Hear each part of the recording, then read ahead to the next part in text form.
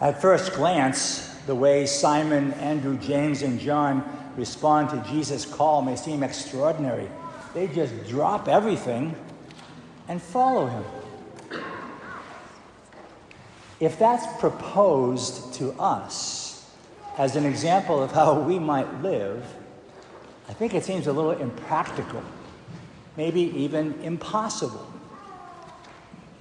But what's really happening in the gospel story here might actually be something that you and I all experience. It's what we experience when there's a change in what I'll call the ordering principle of our lives. That is, a change in whatever, or more importantly, whoever is the center of our universe. For these four fishermen, they changed the center of their universe to Jesus. Have you experienced something like that? I think you have. Do you remember the first time you fell in love, or thought you fell in love? And how that one other person began to occupy your heart, your mind, your dreams, your hopes, your thoughts, your plans, your future? Do you remember how that ordering principle of your life changed again when you got engaged and it became very real? Do you remember how your life was reordered when you first learned that you were expecting a child? And how your life was reordered again when that child was finally in your arms? Do you remember how the whole universe changed, seemed never again the same after you lost someone you deeply loved? Think of how your job, your work, can be the ordering principle in your life. How everything's thrown off kilter if you lose your job. Think about the way your family orders your life. How your life revolves around the needs and the desires of the ups and downs of the people you live with. How your own daily life is planned, is organized around the schedules of other people. Perhaps you're single. Perhaps you have no children. Perhaps you're widowed. While some might presume that that's a more carefree life, you know how quickly any vacuum of time and energy can be filled by work, by worry, by grief, by responsibilities, by relationships. And who doesn't know how easily finances can become the ordering principle in our lives? Now, perhaps the account in the gospel tells the story just as it happened. Jesus comes by, Simon, Andrew, James, and John, says, "Come follow me," and off they go. Might have taken a little bit more time, and maybe this is a snapshot, a still shot from a video of Jesus' interaction with them.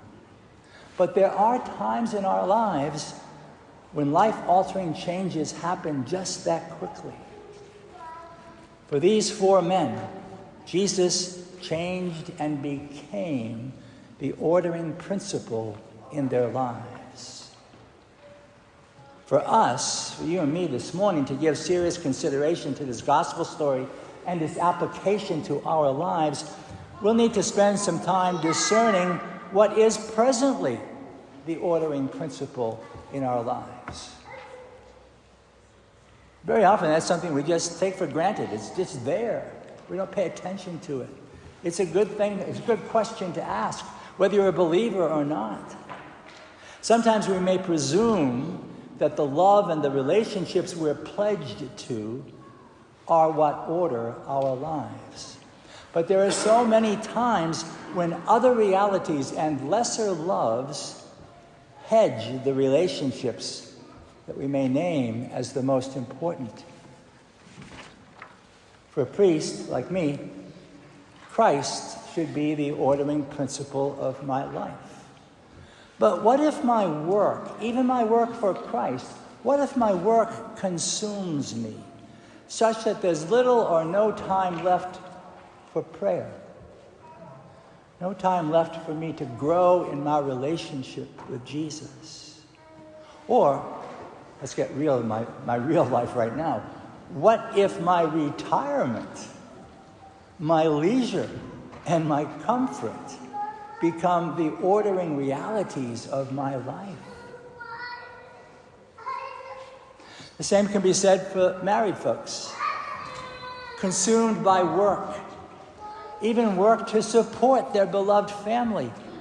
But if that work consumes to the degree that one has little time left to spend with one's family, well, you can see where that goes.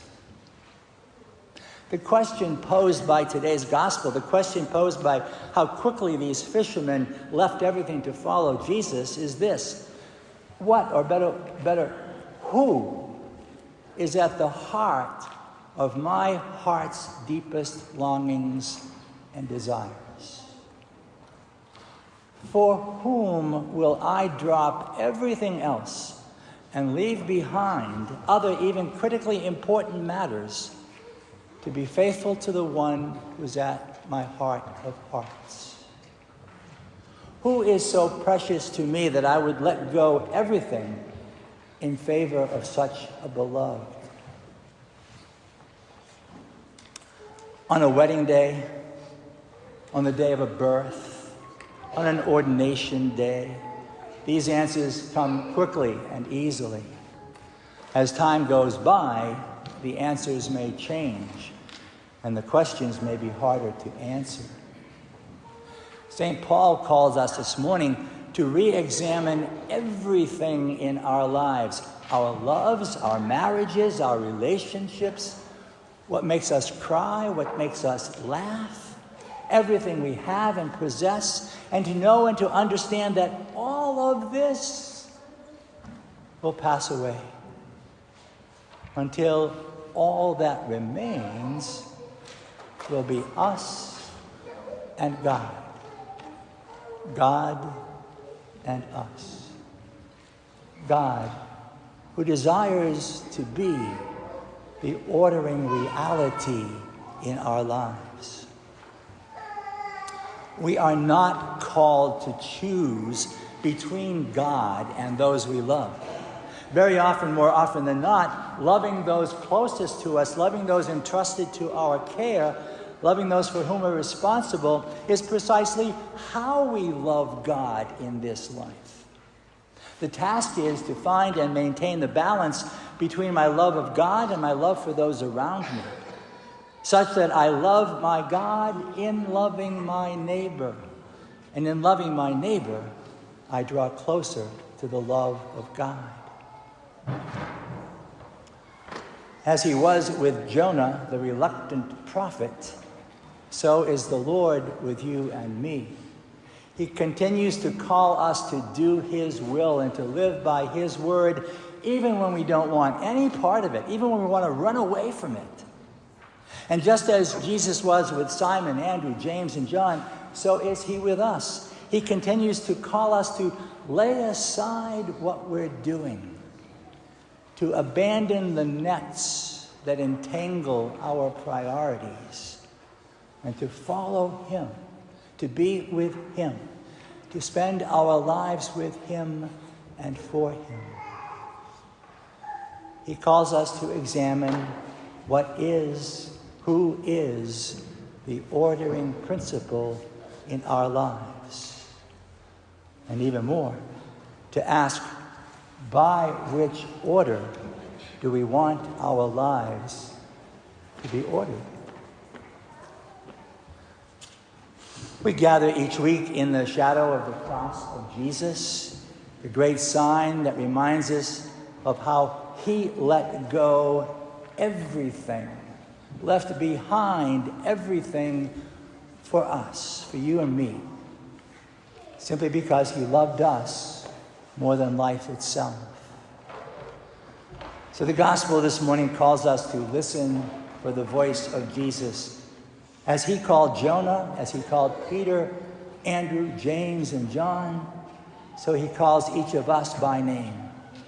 He calls Chris, Brian, Al, Mary, Hugh, Susan, Greg, Jack, Kathy, Brenda, Matthew.